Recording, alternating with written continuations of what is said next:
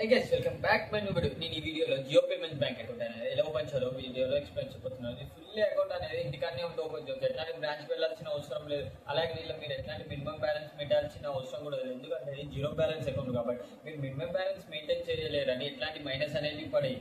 అలాగే ఈ Jio payments bank అనేది ఒక మంచి మంచి ఫ్యూచర్స్ అనేవి ఉంటాయి. మీకు అనేది ఎఫ్డి అనేది 7% ఇంట్రెస్ట్ తోటి వస్తుంది. అలాగే మీకు ఫ్రీ వర్చువల్ డెబిట్ కార్డ్ అనేది ఇస్తుంది. అలాగే కస్టమర్ కేర్ అనేది 24/7 అనేది ప్రొవైడ్ చేస్తున్నది. ఈ జియో పేమెంట్స్ బ్యాంక్ అనేది one of the best savings account అనేది. ఎందుకంటే ఎట్లాంటి మనం మినిమం బ్యాలెన్స్ మెయింటైన్ చేయాల్సిన అవసరం లేదు కాబట్టి. అలాగే మీరు ఈ బ్యాంక్ అనేది మనకు ఒక సెకండరీ బ్యాంక్ లెక్క యూజ్ చేసుకోవచ్చు. ఫస్ట్ బ్యాంక్ కాకుండా సెకండరీ బ్యాంక్ మామూలుగా ఫోన్పేకి యాడ్ చేసుకొని చిన్న చిన్న అమౌంట్ మన షాప్లలో ట్రాన్సాక్షన్ చేసుకోవడం అట్లా యూజ్ చేసుకోవచ్చు. ఇంకెందుకు లేదు, ఇప్పుడు జియో పేమెంట్స్ బ్యాంక్ అకౌంట్ అనేది ఎలా ఓపెన్ చేయాలో వీడియోలు చేస్తున్నాం. దానికన్నా ముందు ఒక విషయం చెప్తున్నా. ఈ జియో పేమెంట్స్ బ్యాంక్ అనేది ఓపెన్ చేసినాక మీరు వీడియో కేవైసీ అనేది కంప్లీట్ గా ఫుల్ కేవైసీ అనేది కంప్లీట్ చేయాలి. ఎందుకనంటే ఈ ఐ ట్రాన్సాక్షన్ చేసుకోనికి ఫుల్ కేవైసీ అయితేనే మనకి ఐ ట్రాన్సాక్షన్ అనేది చేసుకోవచ్చు, లేకపోతే అకౌంట్ అనేది బ్లాక్ కావచ్చు. ఇప్పుడు అకౌంట్ ఎలా ఓపెన్ చేయాలో వీడియోలో ఎక్స్ప్లెయిన్ చేయబోతున్నాను.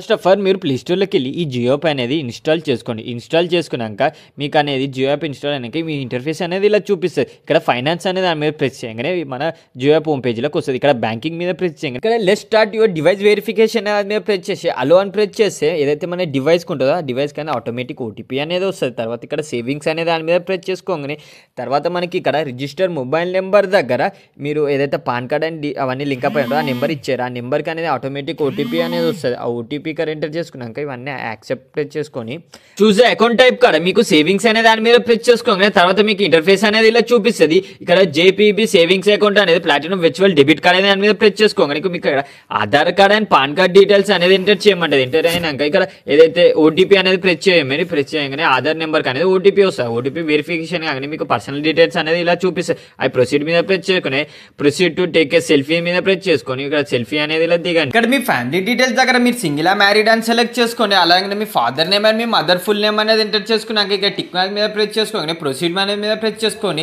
తర్వాత మనకి ఇక్కడ మన ఫైనాన్షియల్ డీటెయిల్స్ దగ్గర మీ ఆక్యుపేషన్ ఏందో సెలెక్ట్ చేసుకోండి. అలాగే మీ సోర్స్ ఆఫ్ ఇన్కమ్ ఏందో సెలెక్ట్ చేసుకోండి. అలాగే మీరు మీ యొక్క మంత్లీ ఇన్కమ్ అనేది ఎంత ఉంటుందో సెలెక్ట్ చేసుకోండి. ప్రొసీడ్ మీద ప్రెస్ చేసుకోండి. ప్రొసీడ్ మీద క్లిక్ చేసుకున్నాక ఇక్కడ యాడ్ అండ్ నామినీ కూడా మీ ఇష్టం యాడ్ చేసుకోవాలంటే యాడ్ చేసుకోవచ్చు, లేదా స్క్రిప్ ఫర్ నౌ అని ప్రెస్ చేసుకుంటే స్కిప్ చేసుకోవచ్చు. నేనైతే స్కిప్ చేసుకుంటున్నాను. ఇందాక మీరు ఏదైతే డెబిట్ కార్డ్ అనేది సెలెక్ట్ చేసుకున్నారో ఆ డెబిట్ కార్డ్ అనేది ఇదే.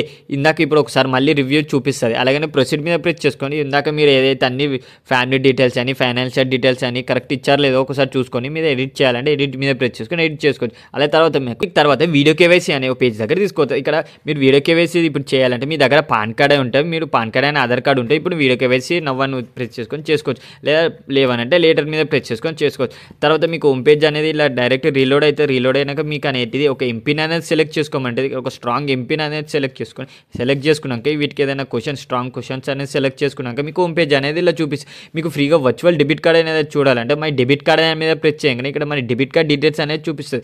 బ్యాక్ వచ్చేసి నాకు ఇక్కడ వ్యూమర్ మీద ప్రెస్ చేసుకుంటే ఇక్కడ మనకి మన బ్యాంక్ ప్రొఫైల్ అనేది చూపిస్తుంది, మన అకౌంట్ నెంబర్ అండ్ మన పాస్బుక్, అలాగనే మనకి ఒక ఐఎఫ్సి కోడ్ అనేది అన్ని డీటెయిల్స్ అనేది చూపిస్తుంది. కింద డెబిట్ కార్డ్ అనేది కూడా చూపిస్తుంది.